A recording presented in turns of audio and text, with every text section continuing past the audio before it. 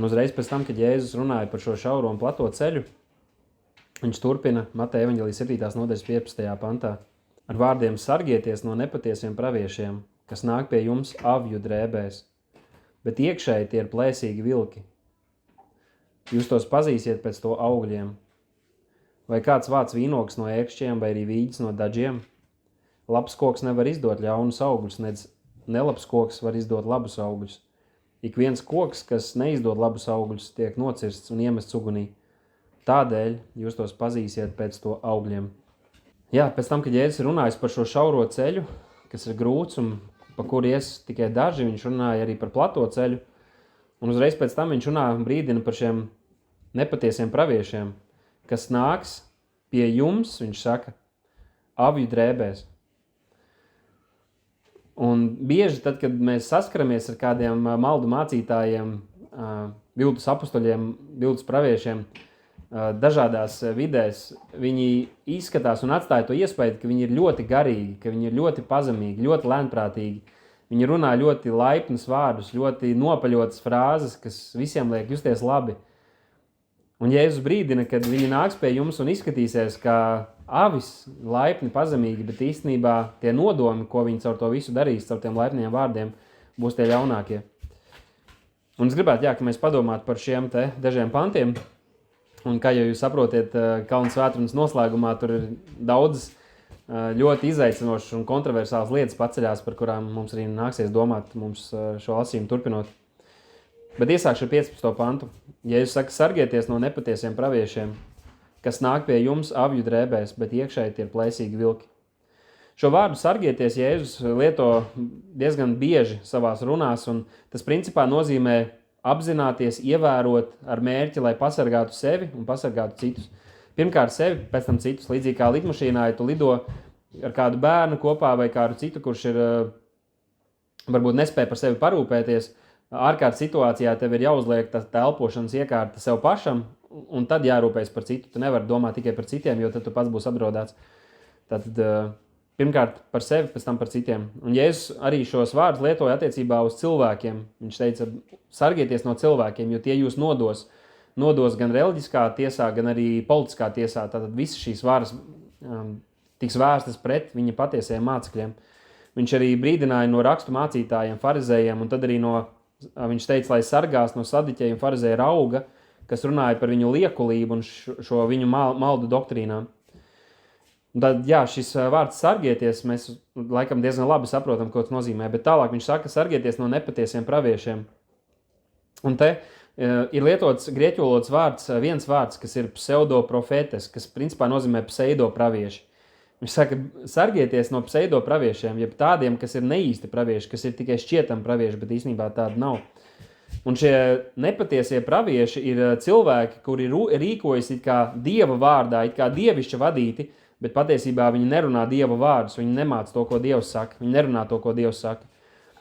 Piemēram, Lūkas evaņģēlija 6. nodaļā, 26. pantā, Jēzus saka tādu brīdinājumu saviem mācekļiem, viņš saka, vai jums, kad visi cilvēki par jums runās labu, jo tā viņu tēvi darīja nepatiesiem praviešiem.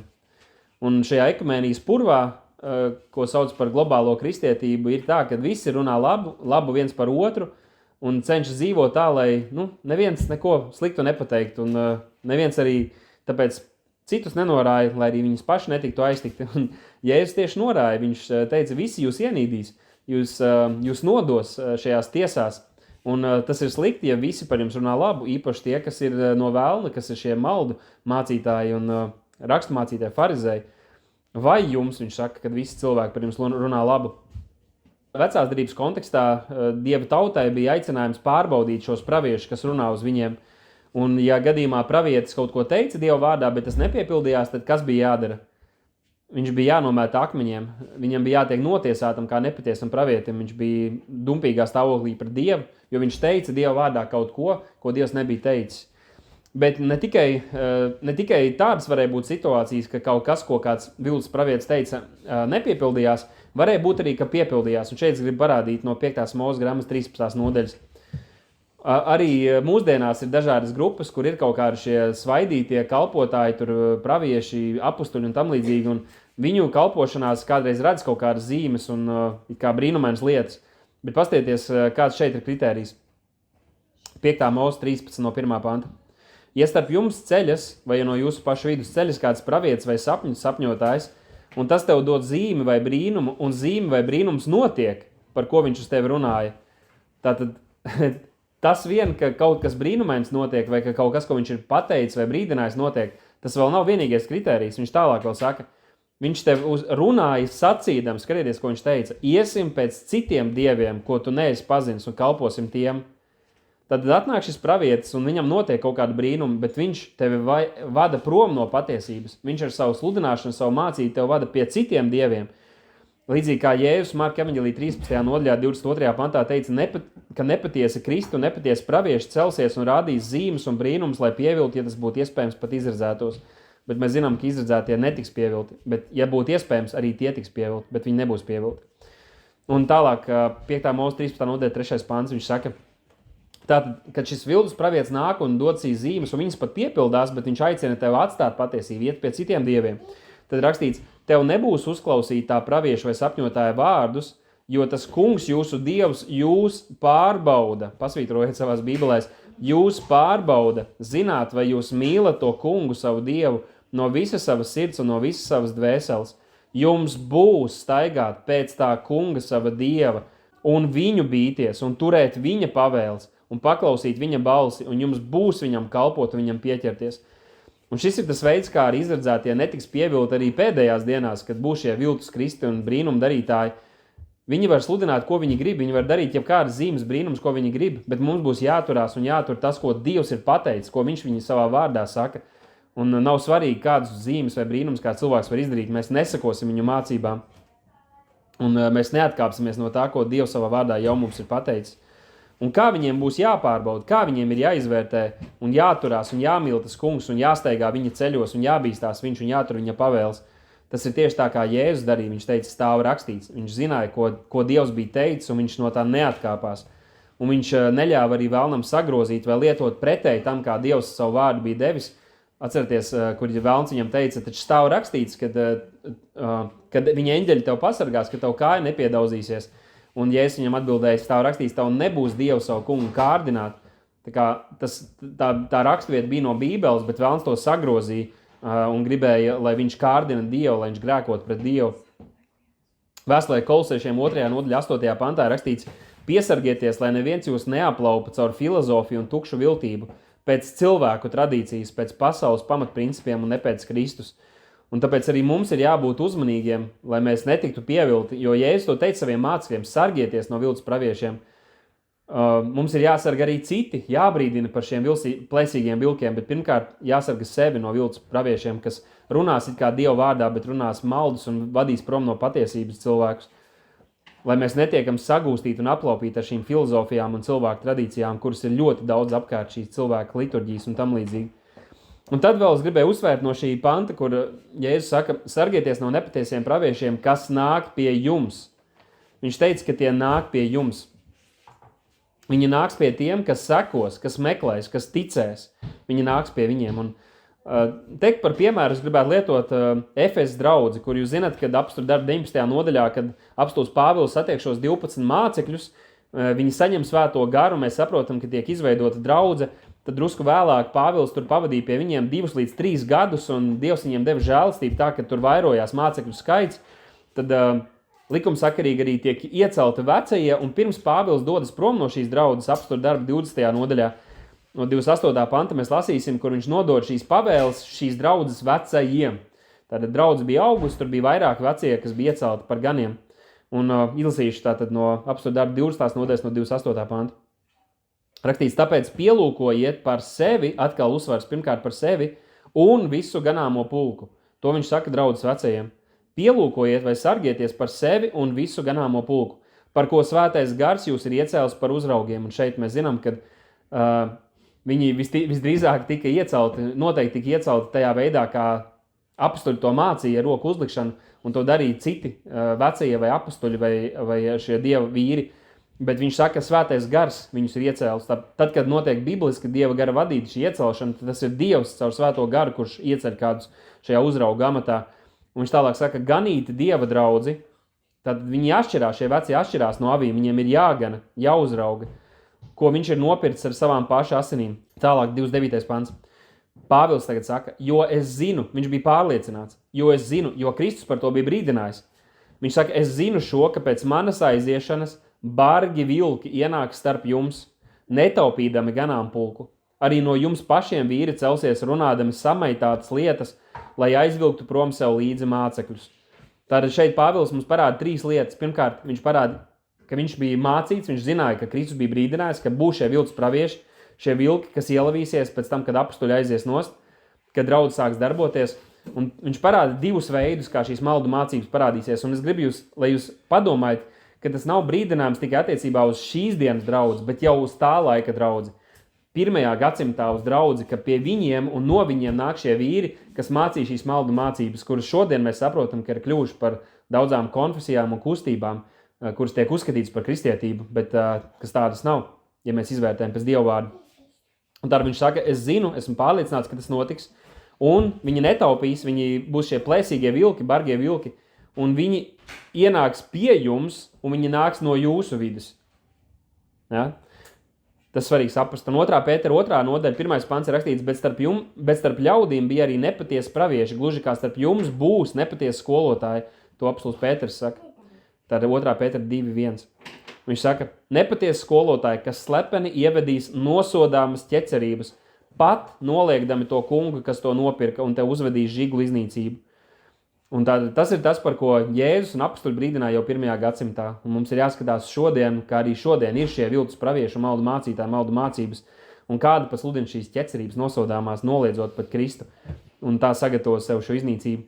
Un es gribēju mazliet ne dziļi, bet uzrādīt kādus piemērus, kur ir notikuši šī te maldu mācītāju izcelšanās. Un pirmais jau piemērs ir 1.2. gadsimts, kad Romas imperators Konstantīns, viņš apvieno šos bīskapus, un tad viņš šo daļu no šiem bīskapiem viņš salauzā tos ar valsti, un tad palēnām mēs redzam vēsturiski, kā notiek šī atkrišana no veselīgās mācības šajā kopienā, līdz izveidojas šī sistemātiskā maldu baznīca, katoļu baznīca.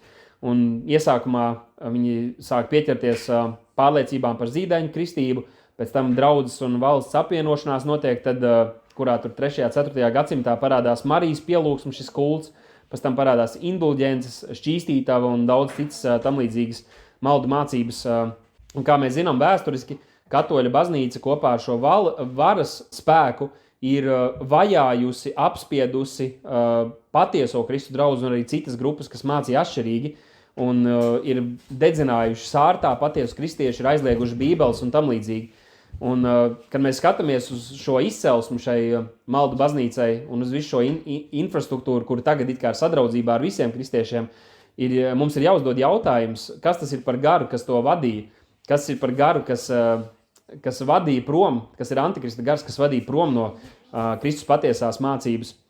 Nu, pēc tam mēs zinām, ka krietni vēlāk, tur ap 16. gadsimtu no katoļu baznīcas nāk protestantu kustības, un arī par tām, ja jūs palasīsiet, jūs redzēsiet, ka tās līdzinājās katoļu baznīcai daudzās jautājumos. Jā, daudzas maldu mācības tās atmeta, bet kādas citas maldu mācības tās nostiprināja. Un tāpat arī šīs reformācijas un kontrreformācijas kustības lietoja varu un vardarbību, lai apspiestu tos pašus anabaptistus un citas brīvās grupas un ticīgos, tāpat arī tos, kas sludināja atšķirīgi. Piemēram, Žans Kalvins, kas ir kalvinismu izveidotājs, viņš Ženēvā izveidoja stingru teogrātisku pārvaldes sistēmu, un viņi aktīvi apkaroja citus novirzienus. Ne vienkārši ar vārdiem vai mācību, kā to darītu Kristus kalpi, bet ar zobenu. Viņi kontrolēja reģionu Šveicē, Nīderlandē, Skotijā, un tika aizliegts gan katolicisms, bet arī, piemēram, anabaptisti, ar kuriem mēs drīzāk asociētu sevi. Tāpat arī luterāņu kņazi Vācijā ar spēku apspieda anabaptistus, kurus līdzināja, ieslodzīja un padzina no viņu dzīvesvietām. Un Luters mudināja valdniekus nežēlīgi apspiest radikālus reformatorus. Un Lutera vēlīnajās gaitās viņš aicināja bargi vērsties pret ebrejiem un neatbilstošiem teologiem un aicināja uz lielu vardarbību un iznīcināšanu. Un atkal tur ir jāuzdod jautājums. Jā, mēs redzam, ka daudz lietas viņš izdarīja pareizi, bet daudz citas maldu mācības viņš paturēja, un plus arī, kas ir šis gars, kad viņš ar varu un vardarbību apkaroja Kristus patieso draudzi un arī citas grupas. Visas šīs grupas, kas nāk no katoļu baznīcas, ir savā laikā nežēlīgi vajājuši citādāk domājušās reliģiskās grupas, tostarp arī patieso Kristus draudzi. Nu, un tad skatoties uz šiem viltus kristiem un tiem, kas noraida Kristus mācību, mēs zinām, 19. gadsimta sākumā izveidojās šis mormonismu kults. Džozefs Smits 19. gadsimta sākumā viņš redz kaut kādu eņģeli vai eņģeļus, un tie iedod viņam svētos rakstus, un nāk papildus jauna mācība Bībelē, kas ir šī mormoņu grāmata.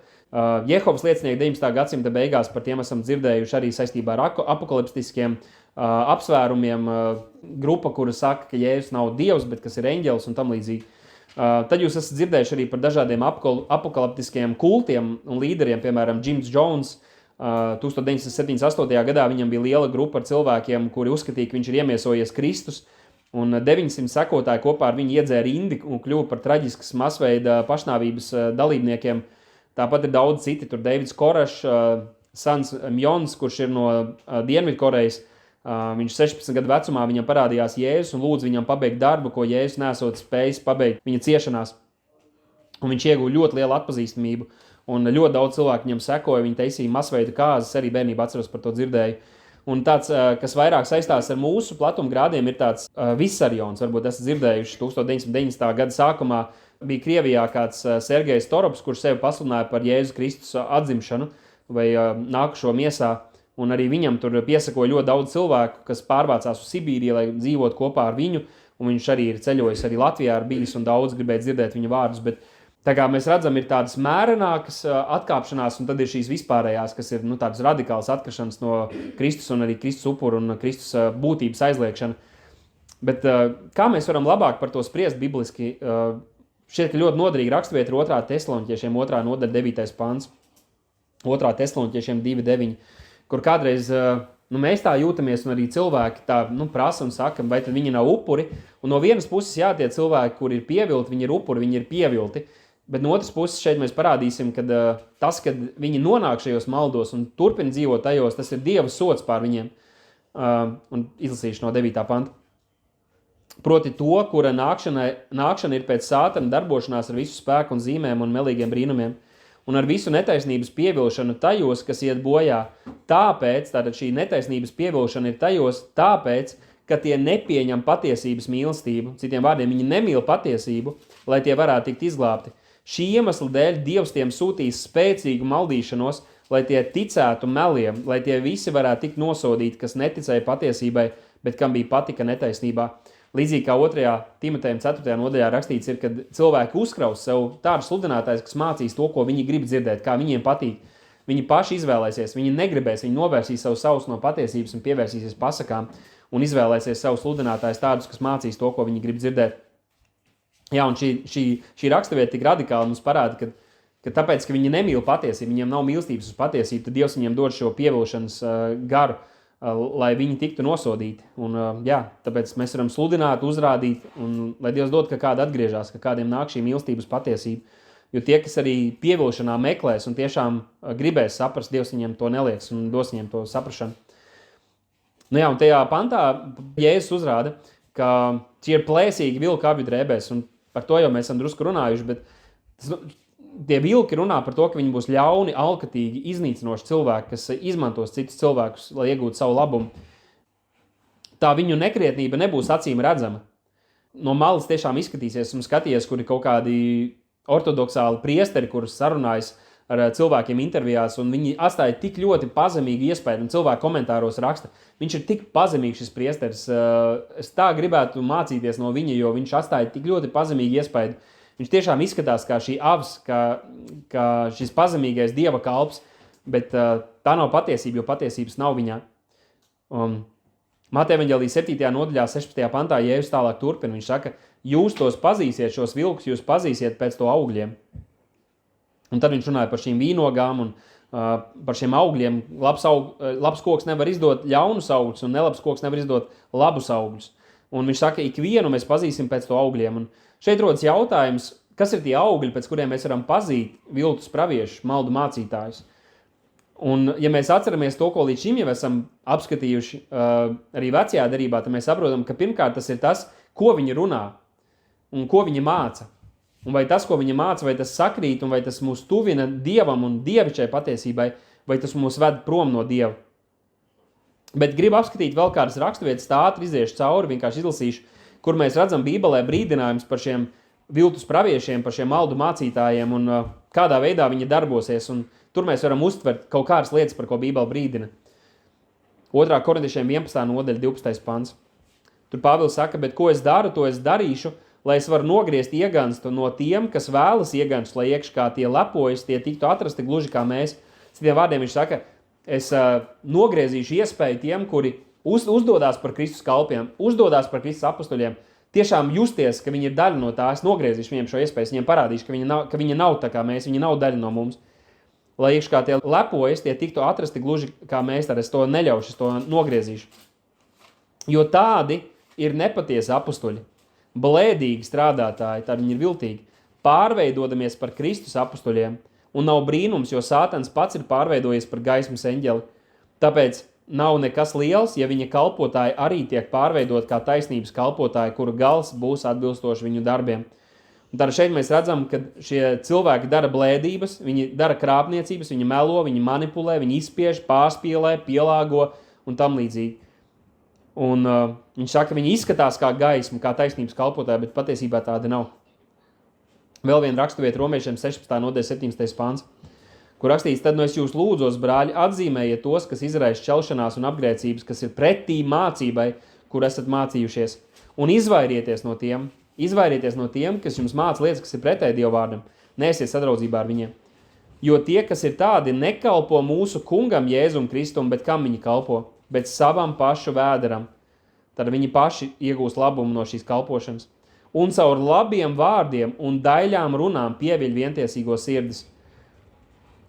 Kaut kur arī Salamana pamācībās bija runāts par to, ka šis ienaidnieks, ka viņa vārdi ir kā medus ausīm, bet viņš iedur asāk nekā duncis mugurā. Tā arī šie viltus pravieši. Varbūt reizēm viņi arī būs tieši vai kā, bet pretēji tam, kāds bija apustuļi un kāds bija Kristus Jēzus, šie būs tie, kas runās labus vārdus, daļas runas, skaisti runās, filozofijas visādas, kas ir prātam, ir ļoti valdzinoši, un tādā veidā viņi piebilst cilvēkus ar skaistām runām. 2. Pētera 2.3. Un caur mantkārību ar liekuļotiem vārdiem tie taisīs no jums peļņu. Viņi liekuļos, viņi izpatiks cilvēkiem, viņi runās lietas, kas nav patiesība, vienkārši, lai tie cilvēki labāk justos. Viņi taisīs no jums peļņu, un caur šo liekulību, caur šo liekuļošanu viņi iegūs labumu no šiem cilvēkiem. Dažādi veidi labumu, kuru tiesa no ilgi nevilcinās, un viņu nosodīšana nesnauž. Tātad viņš brīdina par šo mantkārīgiem nolūkiem, un tas nav svarīgi, vai tas ir organizācijas līmenī vai personīgā līmenī, viņi iegūs šo labumu. Ar liekuļotiem vārdiem tie gūs labumu.